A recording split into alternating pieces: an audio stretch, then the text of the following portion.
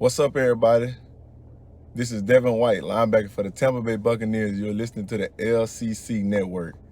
Go Bucks.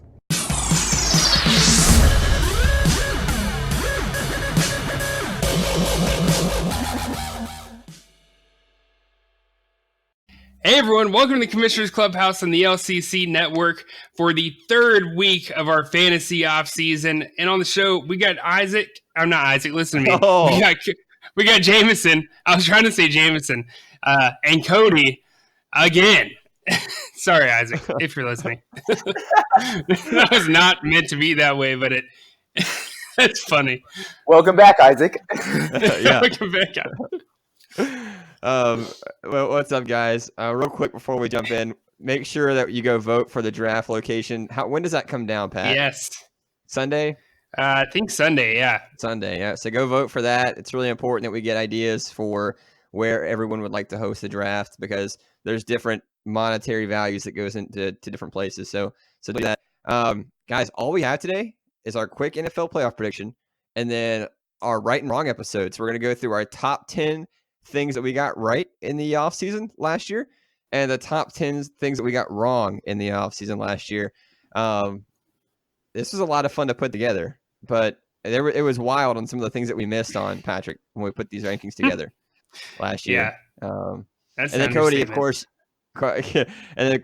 you weren't on the show last year, but you can chime in with what you thought when you listened to us or when you put together your own rankings or what have you, right? So of course we'll go through this, but anything you guys want to say before we jump into it? No, let's do it. Yeah, I'm good. Yeah, let's get into it. All right.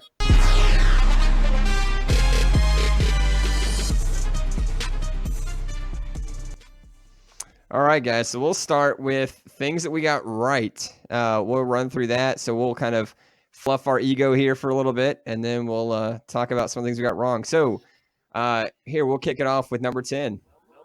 Number 10. Darius Leonard averaged the most points at the linebacker position. So we had him number 1 in the offseason. He didn't finish number 1, but he averaged most points. Had he not gotten hurt, he would have been number 1. Not a crazy prediction there. That one was pretty safe, I think, Patrick. Yeah, that was pretty safe. I mean, it almost looked like he wasn't, though. He missed, the first 2-3 weeks, I think, of the year. So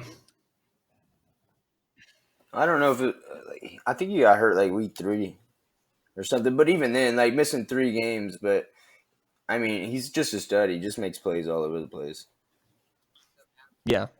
So he ended up averaging the most points at position, even though he didn't finish 7th or 8th overall, but averaged the most. We'll kick it off to the next. Not a whole lot to talk about there. We pretty much expected that one. Number 9. Number 9, Landon Collins bounces back to have a top 5 DB season. This was something that we expected. I think a lot of people did. So again, not super risky, but he finished number 4 in the LCC this past season, and we had him ranked at number 4 in our consensus ranking. It's a good feeling. Well, I hope that lasts because there's not going to be a lot of that here in about 10 minutes. Well, not going to be a whole lot of that. He finished 5, not 4. He finished 5, but very close. He actually averaged the 4th spot, but he missed the last game of the season. Number 8. So number 8, Matt Ryan as a low-end QB1. This is something we talked about in the offseason. A lot of people projected him top 5 based on where he finished the year before. It was not something, if you guys remember correctly, I was super keen on, was him being in the top 5, and he finished at number 9, and he was number 7 in our consensus, only because of Patrick ranking him at number 5. Sorry. I was excited about him. I felt like they were going to have a bounce back year, but they're just as bad. Well, see, I don't even think it matters that they're bad, but like Matt Ryan's going to get a ton of opportunities, especially when you don't have Freeman making the plays that maybe y'all expected or everyone expected. Yeah.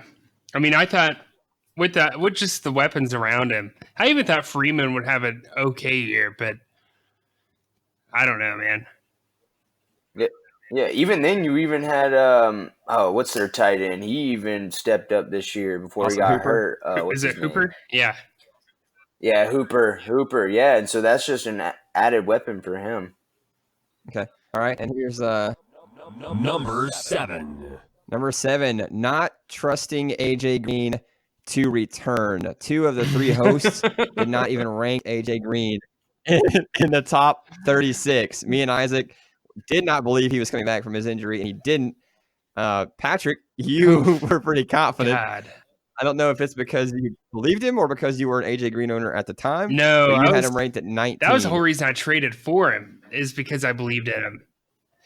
I don't know. I mean, when he's healthy, you can't deny he's one of the better receivers in the league, but that's just it. I mean, I don't know is he ever going to be healthy again? Are we looking at the end of his career?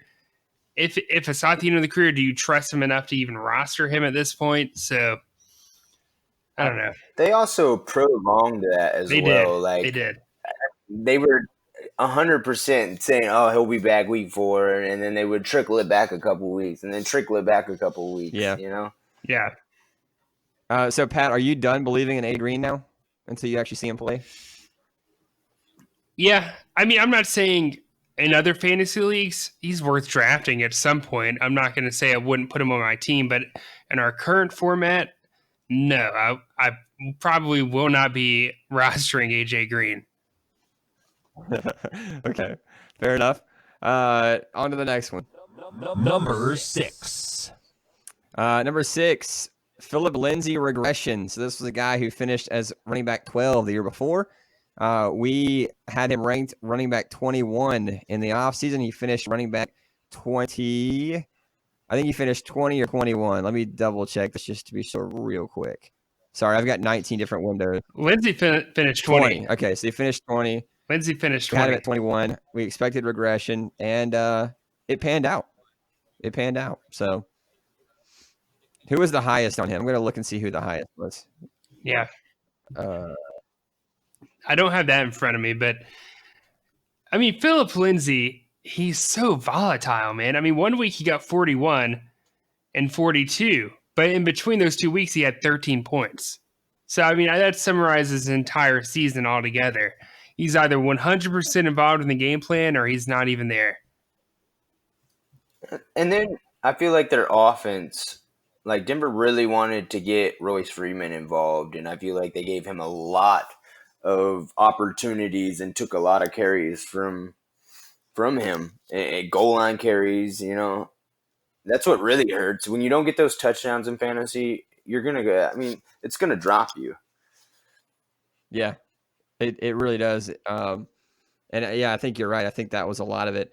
You guys want to hear where all 3 of us had him this year? Isaac 25, me at 26. Patrick, you had him at 16 before the season. 16. That's okay. We had him in the right spot, so that's okay. Number 5. The potential's there, though. It is. It's definitely there for him, I think. Number 5, Calvin Ridley. We had him outside of the top 28, which I think it was super, super crazy, but I saw a lot of projections with him as a top 20 receiver. We had him outside. We had him at 29. He finished at number 32. So I feel pretty good about that. You and Isaac had him at 29, Pat, and then I had him at 34. Yeah. And this is combining tight ends, by the way, everyone who's listening. So just, not that there's a ton of tight ends in the top 32, but if you didn't, he'd probably be, upper 20s. I mean, you had to have liked what you saw from him. Oh, as a rookie, for sure. So, like, I could understand. But he missed the last 3 games like, of the year, too. Remember that. Yeah, he averaged 21.7. Realistically, his average puts him as like a top-tier wide receiver, too. Yeah, I think that's in what's his name? I think that's Julian Edelman type range. Like, I think Julian Edelman's good for like 24 to like 18 every freaking week. Yeah. It's just that consistent. Yeah. Love me some Julian Edelman in the offseason. Yeah, how about him getting that jumping on somebody's car or something like that? Yeah, I saw that. Oh, Is he man. going to get suspended for that, you think? I definitely think so. I think that's. I mean, he got arrested, or Yeah, I'm pretty I sure he got guess. arrested, or a warrant like out Speaking for of his arrest. arrested and underperforming receivers, what about OBJ? My God. Like, that Yeah. has got to be the like the whole thing is like is this worth it? Like, I don't know. What I love is the fact that like y'all are so high on OBJ, but like Jarvis Landry definitely seems to be the one that's like fitting in Yeah. more with Cleveland. Maybe it's just because he's Oh been yeah. there a year longer. I mean, I don't know, but Yeah. That was my fantasy Valentine before OBJ went there, and then yeah. we all dropped him in our rankings pretty heavy, which was the wrong move. Yep, that was definitely the wrong move. All right, number 4. Number 4. This is Devin Bush. We had him at linebacker 14. He finished at linebacker 17 in his rookie season. Definitely not a bad year at all. I mean, he's a mid linebacker too. So I like to think that was pretty solid, not far off from what we thought. So congrats to him. Yeah. He had a quick Yeah. start. He Yeah, he did. did. At one point we were like, my God, this guy, he may be like a top 3 linebacker, you know what I mean? For the first 9 weeks, he didn't score less than 25 points, and then he hit 10 and 16 in a row, and then He had 4. he had a couple. Then he had 4, 16, and 16. Yeah, so he kind of slowed down there, but we can still play the sound drop. Oh yeah. I forgot That's a about good that one. one. We haven't used that I in like a that. while. No, we haven't. All right, here we go. Number 3. All right, number 3, we got Sean Williams and Antoine Bethea. We said they would both remain DB1s after their breakout seasons in 2018, and they did. Sean Williams stayed at number 7, I believe, and I believe Antoine Bethea was 6. Let me double check that real quick. Stop it. Yeah, he was. He was. That's ridiculous.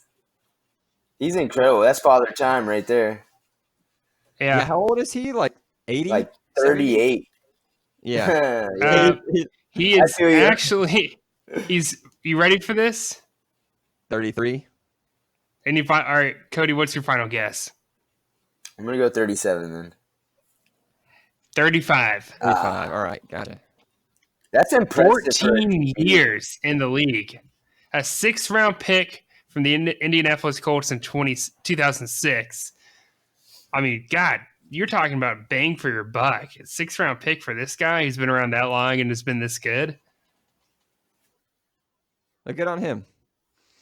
All right, guys. Well, we'll move on here to Number 2. number 2, Chris Jones regression. We predicted this. We had him at 23 after his breakout season in 2018. We had him at 23. He finished at, I want to say 30, but let me just be a 100% sure before I tell you guys that.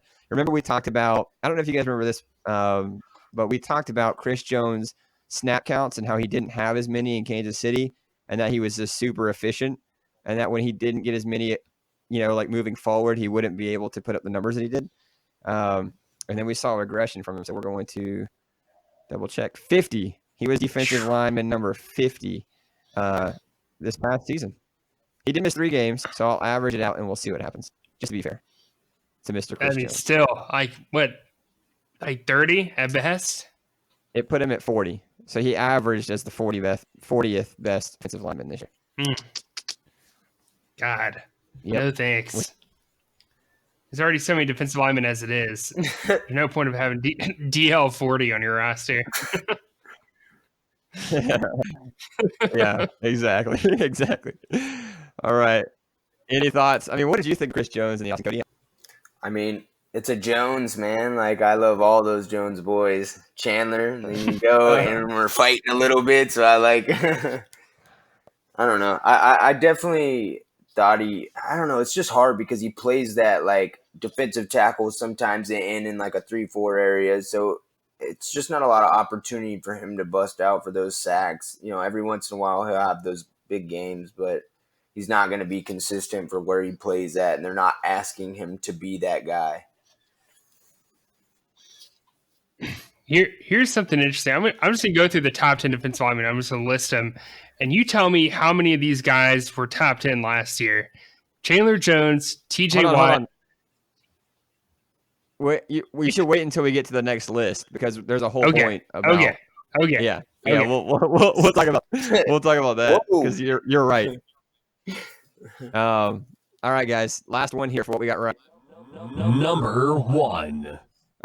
We've mentioned this a couple of times, but I feel this is a victory lap that I'm never going to stop running because I heard in the offseason. Todd Gurley, we had him ranked at number 8 outside the top 5, outside the top 7. Isaac had him at 9. I had him at 10. Pat, you had him at 8. He finished as running back 14 in the LCC this season. A lot of that we expected with the knee issue. We expected a lot less usage, and then that's what we got. So, little victory lap. If you want to crown them, then crown their. Woo. I mean, only 5 of the 15 games he played in were 30 points or more. The rest were very subpar, especially for him. Yeah, I actually owned him before the offseason started, and I totally shipped him off and got Josh Jacobs, which I thought was a fine get for myself. Yeah. They finished. I think they finished back to back. Actually, 14 and 15. That's crazy.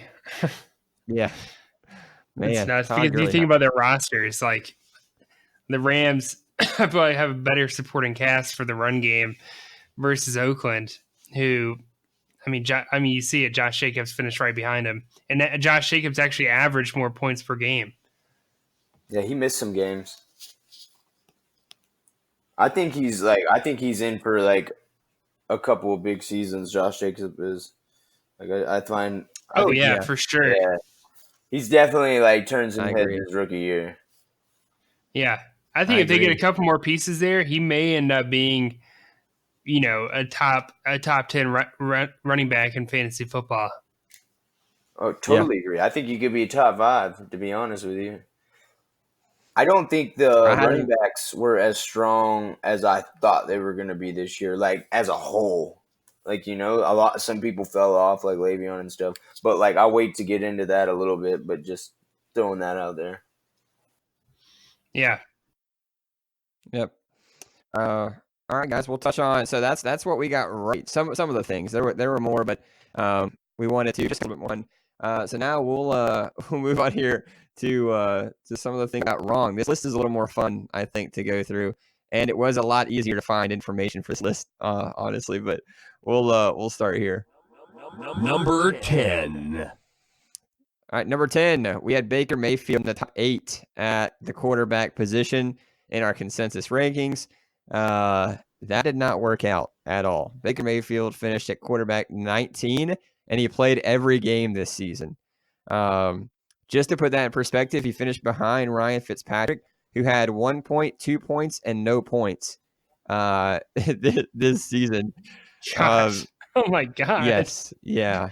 So that's how that went for Baker Mayfield. Can I put this into I thought so? I wasn't massively big into Baker Mayfield at all, and I remember when him coming out of college, I posted something on Twitter, dude, and I got ate up on Twitter. People I had never even heard of were ripping me on Twitter just because I was Baker Mayfield's gonna be a bust in the NFL. Now, granted, I felt a little worried after the first year, because he did have a decent first year, but I don't think I would have been 8 on him. But I can understand why people were high, especially with the weapons that he had around him. I mean, you got 2 maybe top 10 running backs, in my opinion, skill wise, and then you have 2 top 10 receivers, or at some point, if some consider Landry top 10, maybe. No, I was just gonna say. I mean, I agree. Baker. He's in Cleveland. We know the QB history there, even before they became an expansion team. And I don't know, dude. It's not a curse thing. It's just the management in that city is god awful. I mean, it's pathetic. Yes, 100%.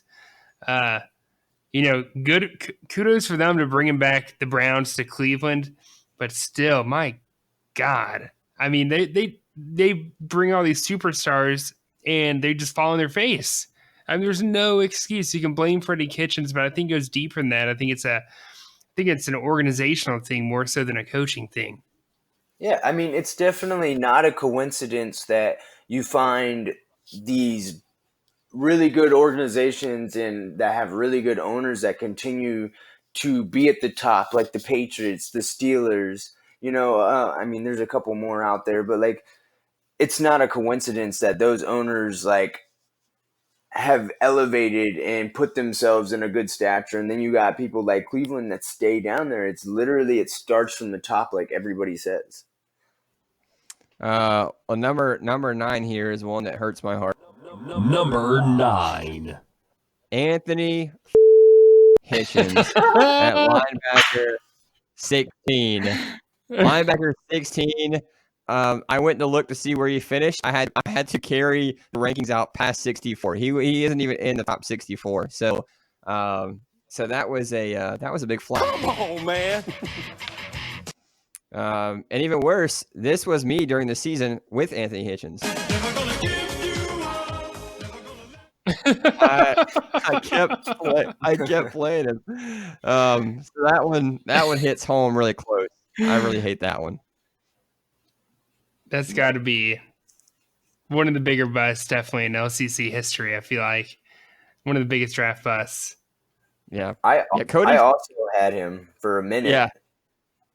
So I don't think I held on to him quite as long as you did, and you kept starting him too, though. Nobody held on to me. Like, I don't know. There's something in my head. I couldn't drop him. I was like, no, I'm not going to be wrong. And then he was your Jason Garrett. That's who he was. Yeah. He was your Jason Garrett. No one understood why he was still on your team, but you believed in him. Yeah. Week 11, they're like, how does he have a job? And I'm like, I love him. He's my son. Any week. And then number 8 here. Number 8. Similar situation. We had Deion Jones. We've talked about this before. We had Deion Jones all the way at linebacker 2, and he finished way down there. Not relatively speaking, way down there. So a very, very disappointing season from Deion Jones. Definitely felt way worse. I feel like anyone who had him in any IDP league had to have been disappointed, because it wasn't just us that were super high on him in the offseason. Like, everywhere you looked, anyone who did IDP rankings had Deion Jones as 100% an LB1. They may have had him 1, they may have had him at 5. Didn't matter. He was up there on someone's list. I actually traded Deion Jones for Joe Mixon and absolutely. And I remember that Isaac wanted to reject my trade. If we remember this, I don't know. And I think I texted Pat and like basically kind of made Pat make Isaac accept it. Well, Pat was the tiebreaker, if I'm not mistaken, in the end. Probably. Yeah, or Jordan, one of the two of us. But Isaac gave me so much crap. Now, granted, like, Joe Mixon didn't come on until the end, so it kind of looked like, well, it was an even trade. But then Joe Mixon ended up coming on, so, I mean, technically, I feel like I ended up winning that. Number 7. Chris Godwin. We had him at wide receiver 26. Finished as wide receiver 2. So as much as we liked him, and we talked him up in the offseason, we did not expect wide receiver 2. So good on him, and good on everybody that went out and grabbed him before the season started. Thank you. I appreciate that. Bro, I gave Isaac so much shit, dude. And then, like, once he popped up in the draft, I was like, select. Yeah, I remember that conversation, too. You guys were going back and forth. Yeah, but awesome. I drafted him, too, though. That was awesome. All right, on to number 6. Number 6. Patrick, this takes us back to an episode later in the offseason. Oh, yeah. Eric Reed. We had him at DB 32 in our consensus rankings. He finished number 3. We I told you. yeah, No one believe me. so No one here's how believe it me. finished. Here's how it finished. I had him at 31. Pat, you had him at 22, and Isaac did not have him ranked in the top 49. I think he was at 50. Oh my god. So he fell out of our rankings or down all the way to finish number 3. We gave you so much shit, Rick, on the show for that. I felt crazy for having it 20 whatever because of you guys. I was like, it's like, man, like getting, I don't know. I felt like I was getting like peer pressured into not believing him, but no, I had a good feeling about it. The Panthers rush defense sucked. They're getting, they're just getting cut up and diced up by running backs. And Eric Reed was the guy who had to plug in the hole base. He was acting like another linebacker in a lot of instances when he watched film. So he ended up having a good year. I traded for him, and I don't remember whether I dropped him or traded him away in like one of my other trades because I made a flurry of trades like right before the season. But I remember just like listening to y'all and kind of like pushing. Isaac and Jameson swayed me into like getting rid of him at some point in the season. I did not believe it. Well, when he started, he had 23. He had 23 and then 16 after 2 weeks. And I remember telling Pat, like, oh, look at that, man. You're wrong. You sucked. Like 2 weeks in, he's garbage. And then he went literally all the way to week 15 without scoring less than 30 points. That's, 46, 52, 71, 70, 49, 50 for like literally like 12 straight weeks. It was insane. So yeah, good job, Pat. Congrats. Appreciate it. Yeah. I appreciate it. Still wasn't that high on him, obviously, but still. Yeah. 5. Number 5. Derrick Henry and Aaron Jones had them both as running back twos on the season. Both of them finished in the top 4. So we were just a little bit off there. Just a little bit. Yeah. Just a tiny bit. And I told you guys off the show why I Derrick Henry so much. Because he's not a pass-catching running back, but he still found his way into the top 3, which just irks my nerves for some reason. It's the Titans offense, man. They are gets playing like it's 2005 still. That's that's the way they're. No, no joke. That's how not just their offense, but their defense too. Like they are gonna control the clock. They're gonna run the ball, just not make any mistakes and eat up the other team's offense. That's why they're in the playoffs and why they've gotten so deep. I felt good with Derrick Henry, man. Honestly, going into the season, if like he had not been kept, like he was definitely somebody I would have kept an eye out. Granted, I don't think I would have guessed, top 4 or anything like that. But like I don't know. It's just that Titans offense, and they didn't have an established receiver yet going into the season, and they have a balling offensive line. I felt good with it. I didn't, like I said, I didn't expect top 4, but I thought he was going to be a RB1 for sure. And the crazy thing is he missed week 16. If he would have played in week 16, more than likely, he would have finished as the number 2 running back ahead of Zeke. Ugh. Makes me sick. All right. We'll go on the next one here. Number 4. Not a lot of conversation, I don't think, around here. Very quietly, Allen Robinson, ranked number 40 in our rankings in the offseason, finished wide receiver number 9. So we missed quite a bit on that one. Yeah. Came on real late in the season and kind of took off there. So good for him. So volatile, though. My God. He had 1 point in 1 week. In another, he had like 30. No, he had 45, like just a couple weeks before then. Yeah, I just considered him one of those, like, because he's done it before. Like, he's put up good numbers before in Jacksonville. But I just considered him one of those, like, receivers, and I grouped him with the likes of, like, Calvin Ridley and, Jarvis Landry, like, going into the season. Like, a DJ Moore. I know DJ ended up elevating as well and stuff like that. But, like, I was grouping them all together, I thought he could have a bust-out year, but with Mitchell Trubisky, it was unknown and kind of sketchy. Yep, and it surprised us all with a top 10 finish. So good for him. Number 3. Number 3. Logan Ryan wasn't even ranked in our DB. Our top 50 wasn't even ranked. He finished as DB number 2 on the season. So do with that what you will as we project this off season. It won't happen again. It No. will not happen. It won't- No. Seriously, I don't believe in that. I do not believe in that. I agree. Like, I just feel like some people have those breakout seasons and then they don't do anything after that. I do not believe in him. I'm just curious, where did he finish in 2018? I'm pulling it up right now because I've got to know. Last year, he was 89, all right? And then 2017, actually, no, 89 in 2017. 2018, and pulling it up, he was 51.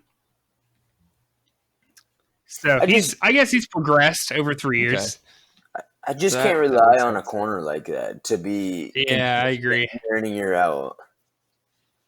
I totally agree. Yep, absolutely. Yep. All right. Number 2. Dak Prescott, we had him at 14 in our rankings. He finished as QB number 2 in the LCC this year. He was the guy that I felt could jump into the top 10, but none of us expected number 2 finish from Dak Prescott. I drafted him, and I felt dirty about it a little bit because he was going to be my starting quarterback. I was like, damn, I got to go with Dak. All right, well, let's, as long as he just plays like good, safe football, I'll be all right, I guess. But no, that was one of the better picks I made all year. He definitely did better Balled than out. I anticipated. Absolutely. Yeah. All right. Number 1. Almost all of the entire defensive line stats and finishes were completely wrong. Pat, if you want to read that top 10 list and let us know how many we got right that you were going to do earlier. Oh, no. I was going to read the top 10 just to show how crazy it jumped between 17 and 18. Or, yeah, well, I guess I could do 19, but yeah, we'll do 19. I guess that would make more sense. Between 19 and 18. So, all right, I'm going to go through these, all right? Just try to remember some of them. Chandler Jones 1, TJ Watt 2, Shaq Barrett 3, Daniel Hunter 4, Cameron Hayward 5, Bud Dupree 6, Sam Hubbard 7, Dante Fowler 8, Joey Bosa 9, Carlos Dunlap 10. All right, that was this year. Going to 2018. 2018, number 1, J.J. Watt. Number 2, Aaron Donald. Number 3, Daniel Hunter. Number 4, T.J. Watt. Number 5, Calais Campbell. Number 6, Damon Harris. Number 7, DeMarcus Lawrence. Number 8, DeForest Buckner. Number 9, JPP, missing fingers. And number 10, D Ford. That has got to be the most volatile position in all of fantasy football. Like, maybe up there with kickers in some instances. God, and I looked at 2017 is just as crazy as that. See, and I went high on D-line in the draft and took Aaron and JJ, and that did not work out well for me. No, it is a volatile position. All right, guys. Well, that's it for the right and wrong. That's a lot of fun to look back so many months later and see how well we did or didn't do. So I'm sure we'll do something like that again next year.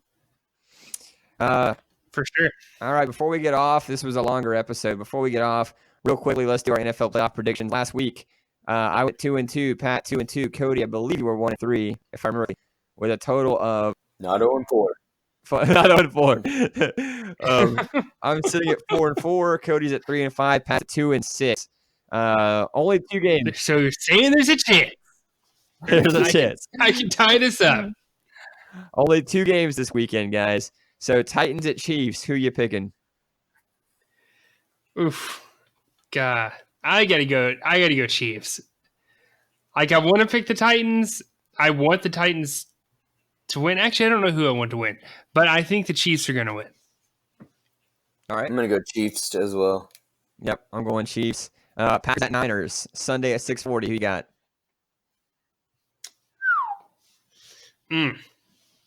That's one I don't want to pick because I'm going to go Green Bay. I'm going to go with an upset. Cody? I'm going Green Bay.